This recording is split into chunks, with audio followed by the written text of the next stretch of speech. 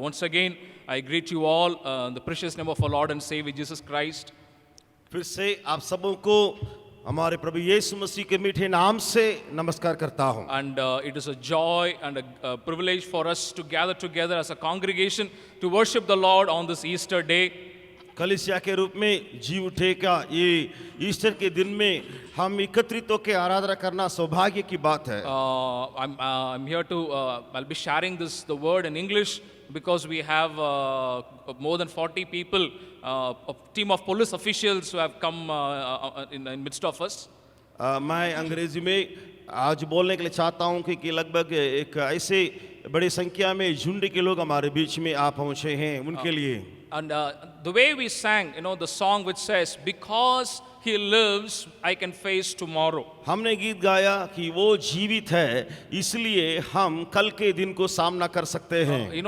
The resurrected Savior gives that same hope. Not only 2000 years ago, even today He gives us the same hope and strength. जी उठा प्रभु यीशु मसीह ना केवल 2000 पहले हमारे लिए उस आशा को दे चुका था लोगों के लिए, लेकिन अभी भी वही आशा हमारे लिए दिया जा रहा है। Today, as we all know, we have come to worship the risen Lord. हम सबको ही जैसे आज जानते हैं कि जी उठा उस ईश्वर की आराधना करने के लिए हम चले आए हैं। But I want to show from the word of God who is this risen God whom we have come to worship. मैं आज वचन से आपको समझाने के लिए चाहूंगा कि वो जी उठा परमेश्वर ईश्वर कौन है, उसका गुण क्या है। Turn with me to John's Gospel, 14th chapter. मेरे साथ खोलिएगा यूहन्ना रचित सुसमाचार 14वां अध्याय। And let me read from the 19th verse, John 14 verse 19. यूहन्ना 14वां अध्याय 19वां वचन से मैं पढ़ देने के लिए चाहता हूं। In a little while the world will no longer see me, but you will see me, because I live, you also will live. और थोड़ी देर रह गई है कि फिर संसार मुझे ना देखेगा, परंतु तुम मुझे देखोगे, इसलिए कि मैं जीवित हूं, तुम भी जीवित रहोगे। Here, in the 13th and the 14th chapter, we see our Lord Jesus Christ preparing His disciples before He went to the cross. यहाँ 13वां और 14वां अध्याय को अगर आप पढ़ेंगे कि यीशु मसीह क्रूस पर जाने के पहले अपने चेलों को तैयार कर रहा है। He foretells about His suffering, about His betrayal, and about His denial. यीशु मसीह अपने दुख उठाने के बारे में और पकड़वा जाने की बारे में और वहां पे जी उठना और क्रूस पर मरा जाने की सारी बातों को पहले ही वर्णन कर दे रहा है। So when Jesus was trying to prepare, the hearts of His disciples, ताकि वे चेले जो थे उनको पहले से ही उनके मनों को तैयार करें। after hearing all of this, the disciples had a lot of questions and doubts and confusion. ये सारी बातों को यीशु से सुनने के बाद चेले को अंदर कई प्रकार के संदेह की बातें, कई प्रकार की प्रश्न की बातें दिखाई पड़ी। Because Jesus knew that His departure is going to shake them from inside out. क्योंकि यीशु को भली भांति मालूम है कि यीशु का इस संसार से कूच के जाना और ये चेलों के बीच में बहुत बड़ी घबराहट की बातों को लाने की संभावना है। That's the reason why if you look at the 13th and the 14th chapter of John's Gospel, they continuously ask a lot of questions to Jesus. इसलिए अगर आप 13वां और 14वां अध्याय को देखेंगे कि वे लगातार प्रश्न के ऊपर प्रश्न पूछते रह गए। If you look at John 13 and verse 25, अगर आप 13वां अध्याय 25वां वचन को देखेंगे, when Jesus said that one among you will betray me, जब यीशु ने कहा आप लोगों में से एक जन मुझे पकड़वाएगा, immediately they asked the question, Lord, who is it? तुरंत वहां वे प्रश्न पूछ बैठे, हे प्रभु कौन है वो, कौन हो वो। First of all, they are completely alarmed that one among these 12 disciples of Jesus is going to betray Him. और सबसे पहले उनकी ये चेतावनी दी गई थी कि चेलों में से यानी तुम लोगों में से एक जन यीशु को पकड़वाएगा। They could not even believe that one who traveled with Jesus all these years would betray Jesus. और उनको ये भी विश्वास नहीं हो रहा था कि यीशु मसीह के साथ इतने सालों साल यात्रा करते हुए चलते हुए जो गए उनमें से एक जन है क्या। And now Jesus said says that after this betrayal, there is even more, serious things are going to happen.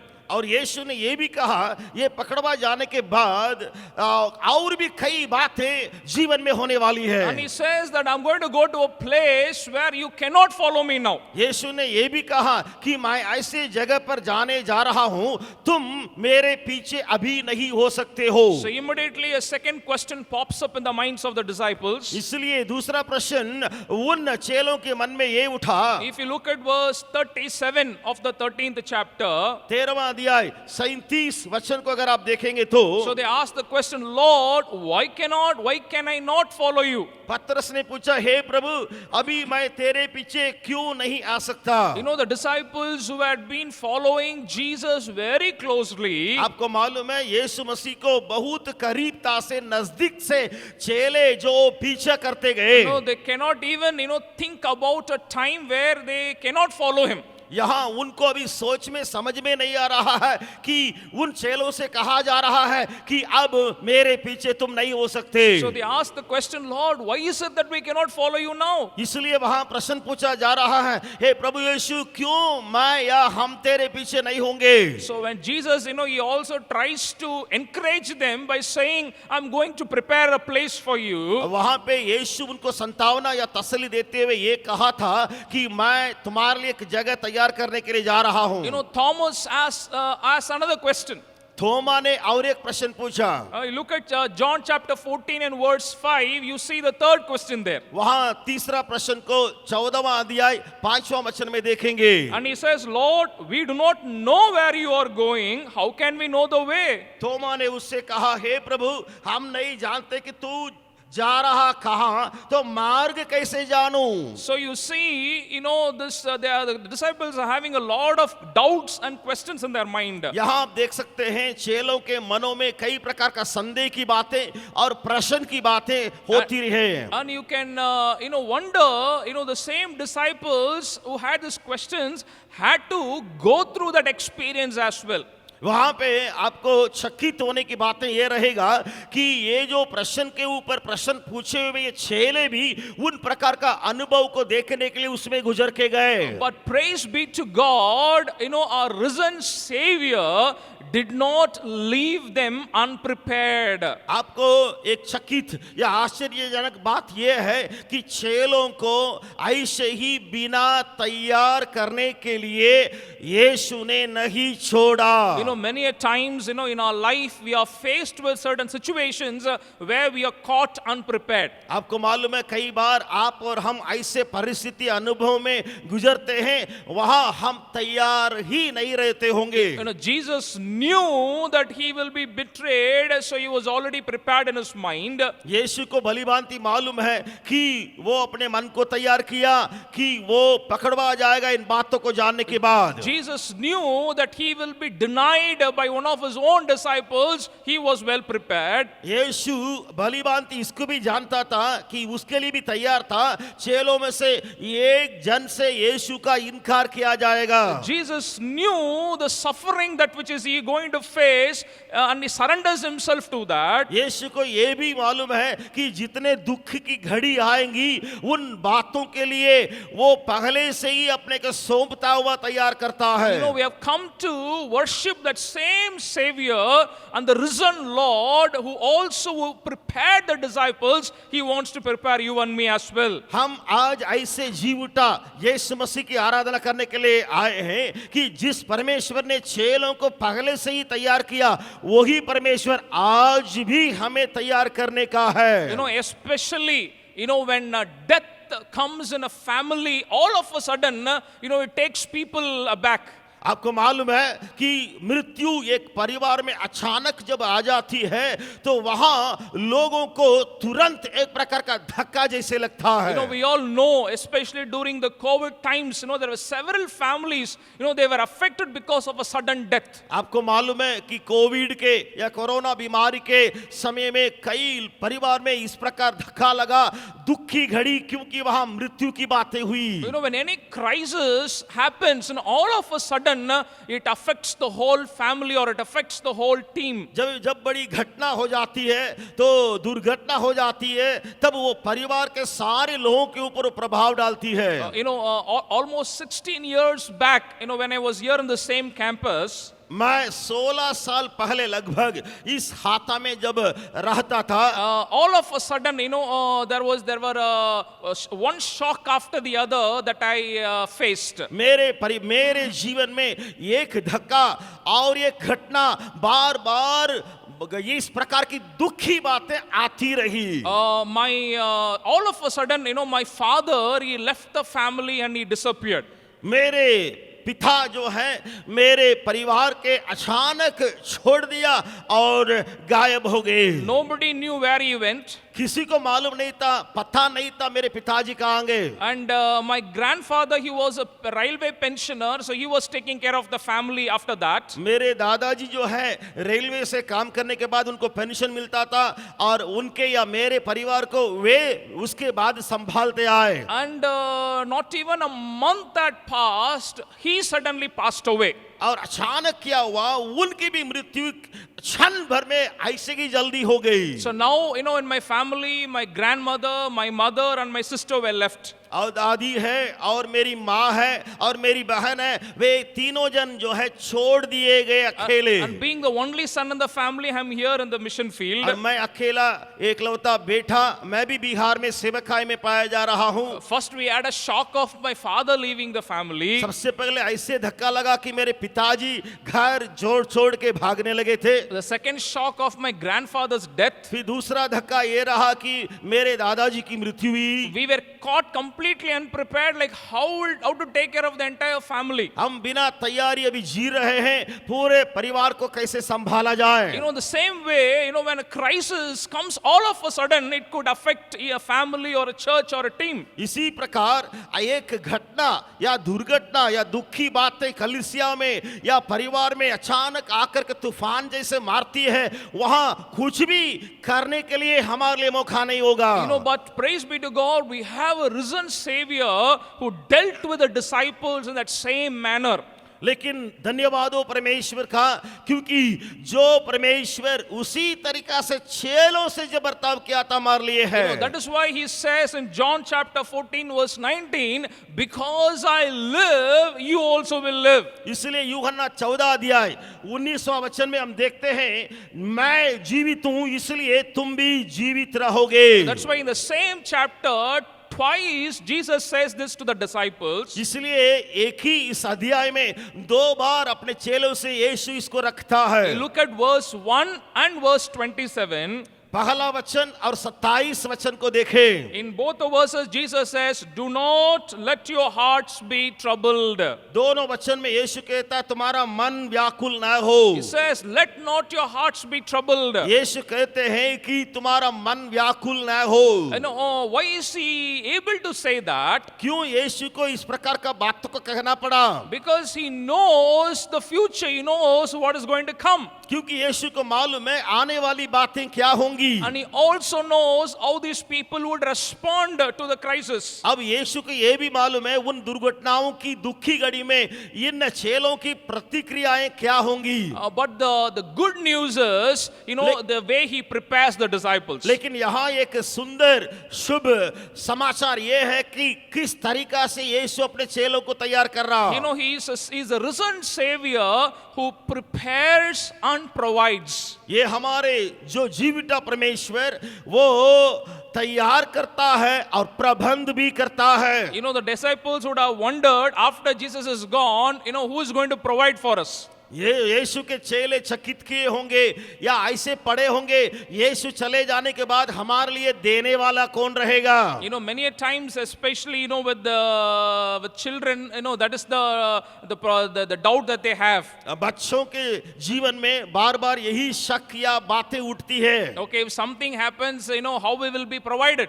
और कुछ बातें अगर हो जाती है कि उनको किस प्रकार बातें या चीजें दिया जाएगा। You know, sometimes we don't even believe our own parents also sometimes. कभी कभी हम लोग बड़े लोग हमारे माँ बाप जो है या बच्चे लोग अपने माँ बाप के ऊपर विश्वास भी नहीं कर पाएंगे। You know, I remember one incident back in my childhood.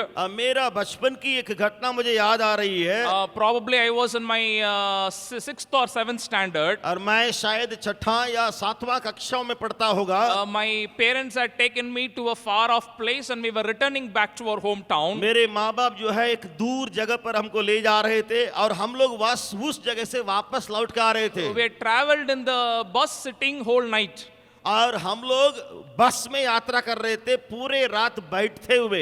So, you know, we were so tired. Early in the morning, we got down in the bus stand. जैसे भोर हुआ बस अड्डा में हम लोग वहां उतरे वहां बस से। And, you know, my father, mother, myself, my sister always said, okay, you can go and, you know, go to the urinals and then you come back. और वहां पेशाब करने के लिए जैसे भोर में हम लोग बस से उतरे वहां गए यूरिनल में गए और मैं पिताजी मेरी माँ और मेरी बहनें सारे लोगों का ऐसा ही हुआ। And my father showed me the place and said, we all go and then we all will come back to the same place. और मेरे पिताजी ने कहा ऐसे जगह को दिखा करके देखे यही जगह है तुम लोग अभी जाइए जाके यहीं पर लौट के आ जाओगे। Early in the morning, I was asleep. और मैं भोर के समय अभी भी नींद में ही रहता था। So I went and I came back first. और मैं दौड़ के गया फिर करने के बाद मैं लौट के उसी जगह पर आया। And I'm seeing that nobody is there. मैं वहां देखता हूं कोई आया नहीं है अभी तक कोई नहीं है। You know, immediately what came into my mind?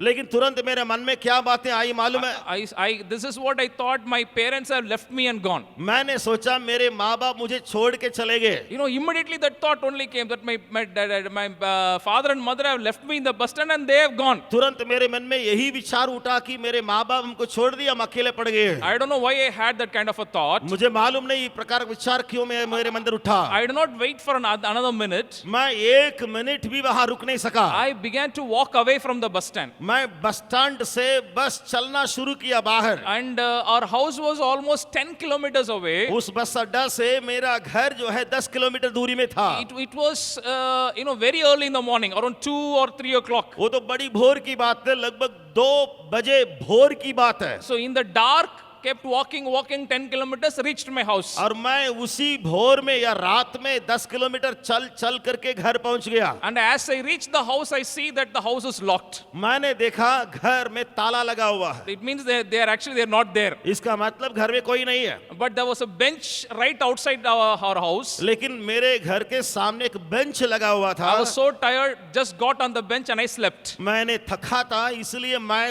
उस बेंच में लेटा और सो गया। And I don't know how long I slept. मुझे मालूम नहीं कितने घंटे तक सोता रहा। Suddenly my mother is waking me up and she is crying. अचानक मेरी माँ मुझे ऐसे मारते हुए जगा रही है और रो रही है। And she said like, beta, what happened? Why did you come? माँ ने कहा कि क्या हो गया तुम क्यों यहाँ आए हो? I said, I thought you people left me and went, so I walked and I came. मैं बोला कि आप लोग छोड़ दिए हैं मैंने सोचा मैं इधर आ गया। You know, in the meantime, there my parents had been searching for me in the whole bus stand. अब देखिए पूरे बीच रात में मेरे माँ बाप पूरे बस अड्डा में मेरा खोज करने लगे हैं। And they announced in the bus stand also. और बस स्टैंड में सूचना भी दिया गया है। You know the announcements that they make. और क्या मालूम है किस प्रकार का सूचना बस अड्डा में दिया गया? If anybody sees a boy of this height wearing this shirt and this trousers, please inform us. ऐसा कपड़ा ऐसा शर्ट पहना हुआ एक लड़का को अगर कहीं आप देखेंगे तो कृपया उसको यहाँ ले आइए। So more than 2 hours my announcement was going in the bus stand. 2 घंटा तक उससे ज्यादा भी वही सूचना गूंज रहा बस अड्डा पर। And I have come home I am sleeping peacefully on the bench outside my house. मैं तो शांति पाया हुआ उस बेंच के ऊपर ऐसे ही आराम करता हुआ सो रहा था।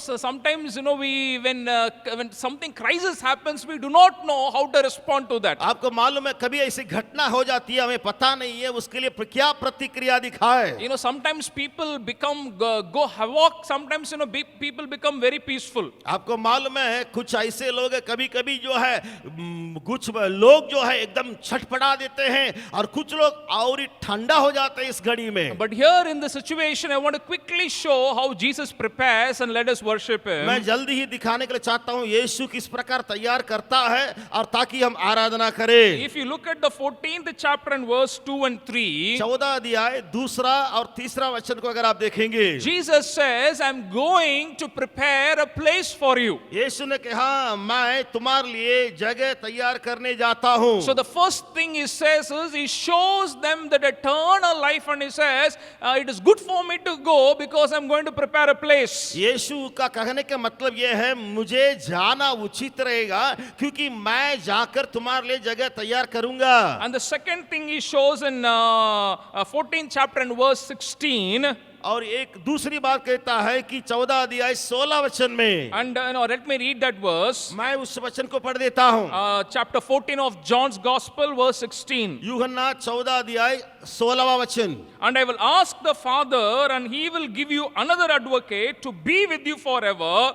This is the Spirit of truth, whom the world cannot receive, because it neither sees Him nor knows Him. You know Him, because He abides with you, and He will be in you. मैं मेरे पिता से विनती करूंगा अब वह तुम्हें एक और सहायक देगा कि वह सर्वदा तुम्हारा साथ रहे. So here, Jesus, the disciples would have thought like this. यहाँ चेलों ने ऐसा सोचा होगा, Lord, it's okay. Yeah, you're saying that you're going to prepare a place for us in heaven.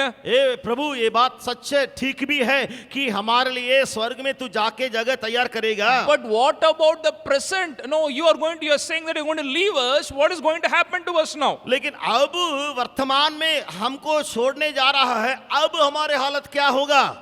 So Jesus, the one who prepares and the one who provides, gives them a very great news. वहाँ जो यीशु जो वो चेलों को तैयार करता और उनको प्रबंध करके कुछ बातों को देता भी है, वो उनकी थोड़ी बातों को देखिएगा. He says, I'm going and I'm going to send you an helper, an advocate for you who is going to be with you. मैं जाऊंगा लेकिन तुम्हारे लिए एक सहायक, एक वकालत करने वाले, एक एडवोकेट को तुम्हारे लिए विदा करूंगा. The Greek language uses the word called Paracletus for the Holy Spirit. ये पवित्र आत्मा के लिए यूनानी शब्द में एक पैरालिक्टस करके एक शब्द इस्तेमाल किया जाता है. It is more than a helper.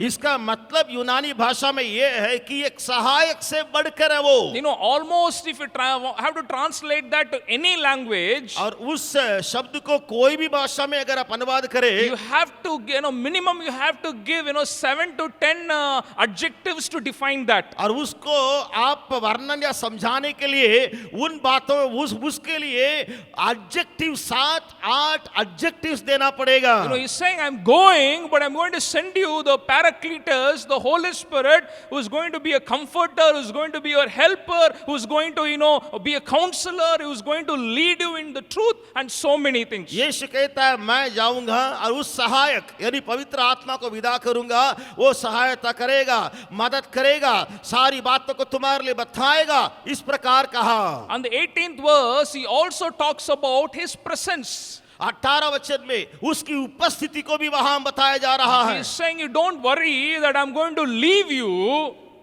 तुम्हें घबराने की जरूरत नहीं है कि मैं तुम्हें छोड़ने जा रहा हूं. But with the Holy Spirit, we're going to abide with you.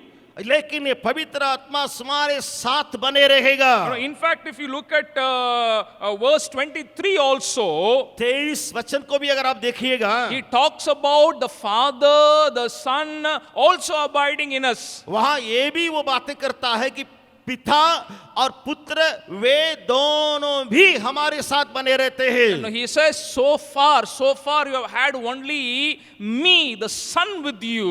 वो कहता है अभी तक तुम मुझको या बेटा या पुत्र को तुम्हारे साथ बने रहते देखा. But the greatest news of the resurrected Savior is, लेकिन सबसे महान एक विचार या बात ये है कि जो उद्धार करता है, you're going to have the abiding experience, the presence of the Father Father, Son and the Holy Spirit in you. आने वाले दिनों में पिता, पुत्र और पवित्र आत्मा की उपस्थिति को तुम महसूस करोगे। And then he goes on to say another thing also. एक और बात को यीशु वहाँ कहता दिखाई पड़ता। You look at verse 27 27 वचन, and he says, peace I leave with you, my peace I give unto you. मैं तुम्हें शांति दिया जाता हूँ, अपनी शांति तुम्हें देता हूँ। Then he says, do not let your hearts be troubled. फिर वो कहता है तुम्हारा मन व्याकुल न हो। So, he promises almost in this chapter 5 different things. यहाँ इस अध्याय में 5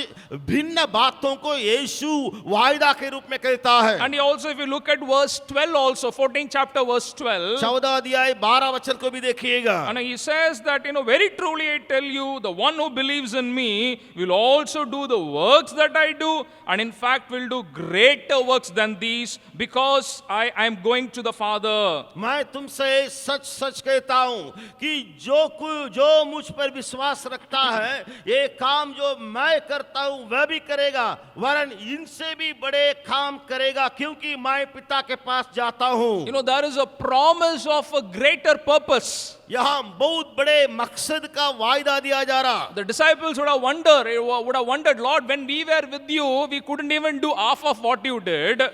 चेलों को चकित होने लायक बात है, हे प्रभु यीशु, जब हम आपके साथ थे, आपके आधा अद्भुत काम भी हम नहीं कर पाए। You remember the incidents, when the others had to come and say, Lord, your disciples could not even do this, would you do this for us? और वहाँ एक ऐसी घटना बाइबल में लिखी गई है, लोग आके कह रहे हैं प्रभु यीशु से, यीशु आपके चेले से नहीं हो सक रहा है, क्या आप हमारे लिए करेगा? But now he is giving them a promise that he will do greater works than me. लेकिन यहाँ उससे बढ़कर के यीशु कहता है, तुम मुझसे बड़े-बड़े कार्य करोगे। And during the time when Jesus was with them, they could not understand many of his revelations. और वहाँ कई लोग जब यीशु के साथ थे, संसार में चेले यीशु के कई प्रकट की भी बातों को उनको समझ में नहीं आया। But now he promises them the Holy Spirit is going to lead them in all the truths. लेकिन यहाँ यीशु वायदा करता है कि पवित्र आत्मा तुम्हें सारी सच्चाइयों में अगुवाई करेगा। So what is actually Jesus doing here? यहाँ यीशु सचमुच में क्या करता है? I am going to,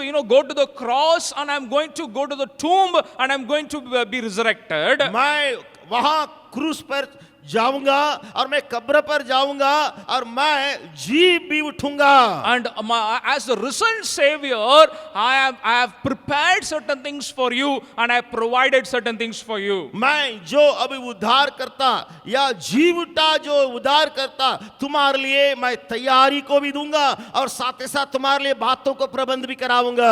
But the greatest thing about how God does this in your life and my life is, लेकिन सबसे बड़ी बात यह है कि इन कामों को परमेश्वर आपके मेरे जीवन में कैसे करता है। if you look at the chapter very closely about what Jesus was saying, वहां उस अध्याय को बहुत गौर से देखिएगा यीशु क्या कहता है। he over and again he emphasizes the word called you know. वहां यीशु बार बार जोर दे के एक शब्द को कहता है, वो ये है, तुम जानते हो, तुम जानते हो, तुम जानते हो। When Jesus talks about preparing the place, preparing the way, यीशु जब उस जगह को तैयार करना या मार्ग को तैयार करने की बात को कहता है, and Thomas asked the question which I said in the beginning, Lord, we do not know the way. तोमा ने जैसे कहा था, मैंने शुरुआत में कहा तोमा ने, यीशु हम कैसे मार्ग जानेंगे? In that same chapter in verse 4 to 6, उसी अध्याय में 4 से 6 वचन तक की बात है। Jesus says, you know the way. लेकिन यीशु ने वहां कहा थोमा को, तुम उस मार्ग को जानते हो। Then he says, I am the way, the truth and the life. फिर यीशु कहता, मैं ही मार्ग और सच्चाई और जीवन हूं। How do I come to a place where I recognize what he has prepared and provided for you and me? मैं किस प्रकार उस जगह पर जाऊंगा जहां जाके उसने मेरे लिए जो प्रबंध किया उस बात को मैं समझूंगा। When I know him more closely. जब मैं यीशु को बहुत करीबता से समझता हूं तब ही। Now in the 8th chapter, the disciple again asks, Lord, show us the Father.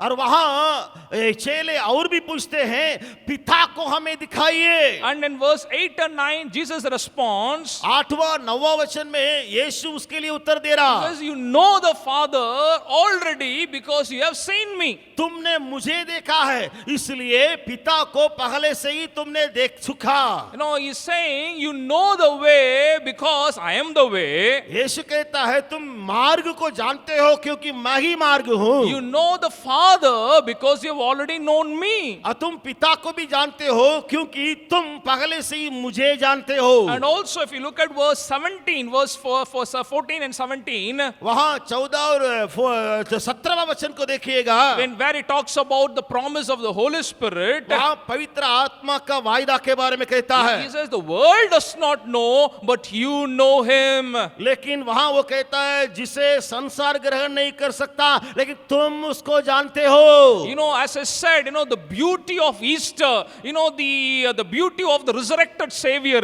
is, मैंने जैसे कहा, ये ईस्टर की या जीवटा यीशु मसीह की सुंदरता ये है, and the greatest meaning that you and I have on this Easter day is, ये ईस्टर का दिन में जो सबसे बड़ा मतलब आपको और मेरे लिए ये हो रहा है, we worship a risen Savior who prepares and who provides. हमारा जो परमेश्वर जीवटा जिसकी आराधना करने के लिए हम जा रहे हैं, वो हमें तैयार करता, हमारे लिए प्रबंध करने वाला। And we have the abiding of the Trinity, the Father, Son and the Holy Spirit with us. और पिता और पुत्र और पवित्र आत्मा की उपस्थिति को हमारे साथ बने रहने की बातों को देखा। You know, and this happens when we know the Father, when we know the Son, when we know the Holy Spirit more closely. इन बातों को कब हम अपनाएंगे? जब हम पिता, पुत्र, पवित्र आत्मा को भली भांति जानेंगे तब। You know, as we come to worship today, you know, let us have this heart of knowing this God more. जिस प्रकार हम आज उसकी आराधना करने के लिए आएंगे, तो हमारे मन ये हो मन करने पाए, ये काम होने पाए कि पिता, पुत्र, यीशु और पवित्र आत्मा को और हम जाने। And you know, I want to close with one verse which is 14 and verse 13. और मैं एक वचन को कह के अध्ययन को अंत करने के लिए चाहता हूं, वहां 13वां वचन को देखिएगा, 14 अध्याय। You know, why is Jesus doing all of this? क्यों यीशु ये सारे कामों को कर रहा? You know, sometimes, you know, the focus actually shifts. कभी कभी ये फोकस जो है हट जाता है। You know, people think he's going to prepare a place for me. लोग सोचते हैं ओ मेरे लिए यीशु तो ये जगह तैयार करने जा रहा, He's going to send the Holy Spirit for me. मेरे लिए यीशु पवित्र आत्मा को भेजेगा, He is going to give this peace for me. ये शांति मेरे लिए देगा, He is going to do this greater works through me. ओ ये सारे बड़े बड़े काम मेरे द्वारा करेगा। You know, this completely will shift our focus. ये जो विचार हमारे फोकस से हमें हटाएगा। It's very true that all these promises are for you and ये me. बात सच भी है कि ये सारे वायदाएं, प्रतिज्ञाएं आपके लिए, मेरे लिए तो है, But the purpose is to glorify the Father and the Son. लेकिन इसमें सबसे बड़ी बात छिपी गई है कि ताकि पुत्र और पिता की महिमा हो। You know, the 13th verse says, so that the Father may be glorified and the Son. 13 वचन में यह लिखा है कि पिता की महिमा उस पुत्र के द्वारा हो। You know, on the Good Friday day, we were reminded how, you know, Jesus was very particular to glorify the Father. और उस गुड फ्राइडे के दिन में हमें याद दिलाया गया कि यीशु जो है पिता की महिमा करने के लिए बहुत ही अपने ध्यान को रखा था। On the Easter day also, as he prepares his disciples, he is very particular about reminding this truth. और यहाँ ईस्टर के दिन में भी जैसे चेलों को तैयार करता है, उस पिता की महिमा को यीशु ना भूला। Yes, I am a God. I'm the resurrected Savior who prepares and provides all of these things for you. ये सच है, मैं जीवटा ईश्वर यीशु मसीह हूँ, मैं तुम्हें तैयार करूंगा और तुम्हारे लिए प्रबंध करूंगा। So it is not because, you know, that you would keep it all with yourself. लेकिन इसका कारण ये नहीं है कि तुम सारी आशीषों को अपने अंदर रखोगे। You know, so that by fulfilling the Father's purpose, you may glorify Him. लेकिन उस पिता का मकसद पूरा हो और तुम लोग मिलके पिता की महिमा करें। You know, now the disciples could intellectually could understand, you know, what Jesus was saying. अब वे अपने बुद्धि से समझ सकते थे कि यीशु क्या अब कह रहा है। But after the resurrection, they by experientially, by receiving that power, they put it into practice. लेकिन ये जी उठने के बाद ये पवित्र आत्मा जो सामर्थ को पाने की जो घटना जब बातें हुई उसको वे अनुभव कर सके, It transformed their thinking, it transformed their action. और वो घटना जो है उनके विचार को, उनके क्रिया को रूपांतर कर दिया। As the word of God says, that is what a true worship will do. जैसे परमेश्वर का वचन कहता है यही सच्ची आराधना तुमको करनी है। That the same disciples, by receiving that power and that understanding, would go on to glorify God like never before. और उस आत्मा को पाने के बाद पहले यीशु की जो आराधना होती थी उससे कई गुना वे चेले मिलके उसकी आराधना करना शुरू किए। There was a football coach who was coaching a small team of footballers, young footballers. एक फुटबॉल कोच थे, वो कोच क्या करते थे, जवान फुटबॉल खिलाड़ियों को वे कोचिंग करते थे। And there was this one young footballer who would never play well. और वहाँ एक जवान खिलाड़ी जो फुटबॉल खेलता था वो कभी भी अच्छा नहीं खेलता था। He would be sent in the last. और वो हमेशा लास्ट में ही भेजा जाता था। And he would play a very third rate game. और वो तीसरा जो ग्रेड का गेम या खेल खेलता था। But one day this footballer came to the coach. लेकिन ये व्यक्ति कोच के पास एक दिन आया, and he requested the coach, can you send me in the beginning itself? Coach से विनती किया, ये जवान खिलाड़ी, कोच साहब क्या आप मुझे पहले लाइन में आगे भेजेंगे? The coach was having a lot of doubt. Even if we send him in the last also, he is not going to help the team. तो कोच तो सोच रहा है अभी इसको आखिरी में भेजेंगे तो भी कुछ फायदा नहीं है अब। And he is requesting me to send him in the beginning itself. अभी विनती करता है मुझे आगे भेजिए, क्या होगा? Is he going to spoil the whole game? क्या पूरा खेल को बर्बाद कर डालेगा? But the young footballer continuously requested the coach, and finally the coach agreed. लेकिन फुटबॉल खिलाड़ी बार-बार विनती करने के चलते कोच ने हाँ बोल दिया। He sent him in the first. उस खिलाड़ी को आगे भेजा। But to the surprise of everybody, सबको चकित होने लायक, he played the best game ever. सबसे बड़ा खेल उसने खेला, कभी खेला न गया। So much so that the team never won such a great game. और ऐसा बड़ी जीत उनको मिली, टीम के कभी नहीं मिली थी। Everybody was so happy. The coach went to the young footballer after the game. और सबको आनंद मिला और आखिरी में खत्म होने के बाद कोच उस खिलाड़ी के पास गए। He said, you never played like this ever before. What happened to you today? और कोच ने पूछा कभी ऐसा खेल खेला ही नहीं है, आज कैसे हो गया? He said, coach, nobody knew this about me. और उसने कहा कोच साहब इस बात को मेरे अंदर है, कोई पहले नहीं जानता था। Every day, that is whenever I come to play the football match, my father would also come.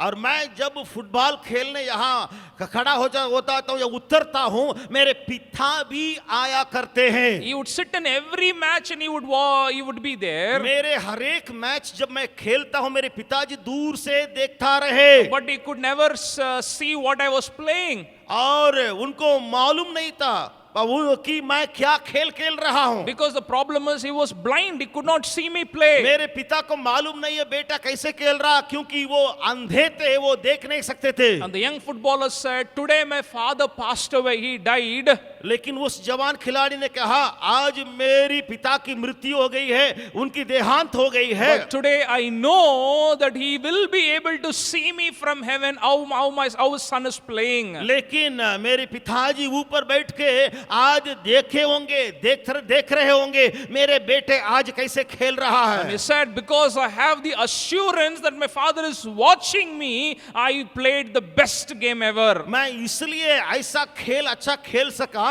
मेरे मन में ये विश्वास था मेरे पिताजी मर के ऊपर चले गए लेकिन आंखें खुल गई है उनका, वो मेरे खेल देखता रहेगा। The same manner when we understand that the risen Savior, the the triune God is abiding with us. इसलिए हमारे अंदर भी ये विश्वास होना चाहिए कि उस त्रिएक परमेश्वर उद्धारकर्ता हमारे भीतर बने रहता है। You know, it completely transforms our understanding and our ministry. इसके चलते हमारे सेवकाई में सारे समझ को रूपांतर कर देने का विचार है, You know, we will continue to glorify Him through everything. ताकि हम लगातार हर एक बात पर उसकी महिमा देते You रहेंगे। know, with this understanding shall we all worship the Lord. क्या इस समझ के साथ हम सब कोई उसकी आराधना करेंगे?